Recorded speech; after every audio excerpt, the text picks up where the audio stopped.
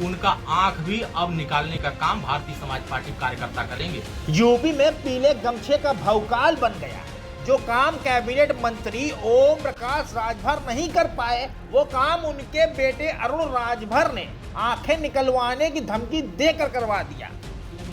और पीला गमछा लेकर के चलने वालों से जिन लोगों को तकलीफ हो रही है, जिन लोगों को लग रहा है कि पीला गमछा लगा देने से जिनको तकलीफ हो रही है, जिनकी आंखें अगर नहीं काम कर रही है, तो उनका आंख भी अब निकालने का काम भारतीय समाज पार्टी कार्यकर्ता करेंगे। हो रही है। आपको बता दें कि बलिया जनपद के बांसडीह तहसील में सुभाषपा के विधानसभा प्रभारी उमापति राजभर की पिटाई का मुद्दा एकदम गर्म है, लेकिन उससे ज्यादा गर्म है कैबिनेट मंत्री ओम प्रकाश राजभर के बेटे अरुण राजभर का विवादित बयान। अरुण राजभर सीधे योगी सरकार को धमकी दे रहे हैं। यही नहीं, कह रहे हैं कि पीले गमछे का अपमान करने वालों की आंखें निकलवा लूंगा। फिलहाल अरुण राजभर की धमकी के बाद बलिया में हड़कंप मचा हुआ है। इस बीच खबर आई कि एसएसपी बलिया ने विधानसभा अध्यक्ष की पिटाई के आरोपी उप निरीक्षक और कांस्टेबल को निलंबित कर दिया।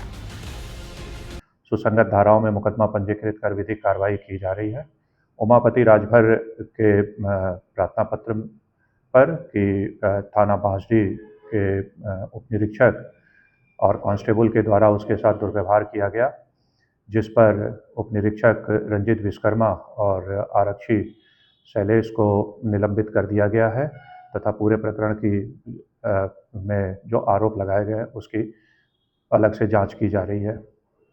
विधानसभा प्रभारी उमापति राजभर का आरोप है कि उन्हें बांसडीह थाना कोतवाली में पुलिस कर्मियों ने जमकर पीटा।